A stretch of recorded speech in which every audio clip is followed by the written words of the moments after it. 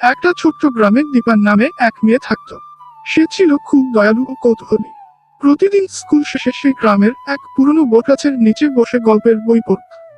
বটগাছটা অনেক পুরনো ছিল, তার ডালপালা ছড়িয়ে ছিল অনেক দূর পর্যন্ত। দীপা ভাবত, এই গাছটা যেন ওর একজন বন্ধু। সে প্রতিদিন গাছটার সঙ্গে কথা বলতো, আজ আমার অঙ্কে 10 পেয়েছি, আজ নতুন গল্প শিখলাম। একদিন হঠাৎ গ্রামে লোক আসে, তারা বলে, এই গাছটা কেটে ফেলতে হবে, এখানে নতুন রাস্তা হবে। দীপা খুব কষ্ট পায়। সে গ্রামের সবাইকে বোঝাতে চেষ্টা করে, এই গাছটা শুধু গাছ নয়, আমাদের ছায়া দেয়, পাখিদের বাসা, আমাদের পরিবেশ রক্ষা করে। শুরু হয় দীপার ছোট্ট এক প্রচারাভিযান। সে ছবি আঁকে, ছড়া লেখে, সবাইকে বোঝায়। ধীরে ধীরে গ্রামের সবাই তার পাশে দাঁড়ায়। শেষমেশ গ্রাম প্রধান ঘোষণা দেন, গাছটা থাকবে, রাস্তা অন্য দিক দিয়ে যাবে।